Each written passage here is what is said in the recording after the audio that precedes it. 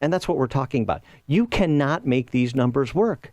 You have, just going back to the pensions in terms of pay in, pay out, when people who are not in the public sector hear these numbers, they're aghast. It's just not enough have heard them. I mean, the idea, for example, that a CPS teacher, and I have nothing against teachers, but a CPS teacher who pays 140 grand into the pension system can't expect a $2.1 million return.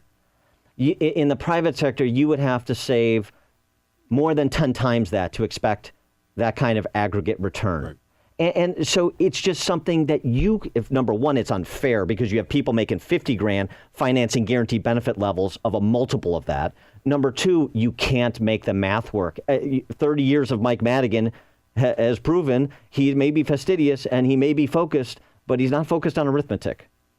He's also not focused on COLA, early retirement, the pension investments, the fine work that the various pension systems have done with their fine managers and their, what do we call them, venture capitalists that have been taking the money that, so yes. Well, he signed on to Rod Blagojevich's $10 billion pension gambit. That was a bond thing. And that actually, I think, made some sense in terms of the finances of that. If you talk to people, and I was a journalism major, Dan, so I don't claim to have a keen ability to explain every financial transaction. That's more than most Chicago members of the Chicago and Springfield Press Corps are willing to admit, so I appreciate that. I grew up in St. Louis, so that might make me a little bit different. A little more humility, yes. You are going to have to pay for these things, and they're going to require, I think you're going to have to look at different ways of finding revenue.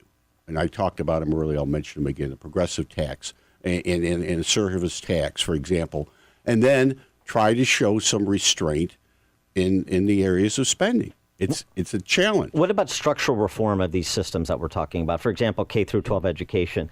And we have the spending in K through 12 education has gone up at a 45-degree angle for the last 2 decades. And are we getting 45% better in terms of the results, the education of students, the preparedness for college and the workforce? Yeah, depending on which round of testing, which we keep thinking testing is the whole way to do all this. We're changing that yet another time. Well, I don't think testing is the whole way to do it, but when 2/3 of children, of 2.1 million children in K through 12 are not reading or doing math in 4th grade or 8th grade at grade level, that's a big problem. Yes, it is. And so we're not getting bang for our buck, where these systems become third-party administrators to confer salaries and benefits to the adults in the system, regardless of performance. So what about completely rethinking how we do K through 12 education in the 21st century? For example, including introducing more competition into the system, like we have at the collegiate level, where you take your Pell Grant, your Stafford loan, your GI Bill dollars, and your schools compete for you, rather than this kind of funding centralized bureaucracies that have proven incapable of educating children. So you're talking about either vouchers or a broader, a more expansive charter system, for example? Opportunity scholarships. I mean, really, yes, letting public and private compete for students the way that we have at the university system. Why does it work there and there's no way it could work at the K through 12 level?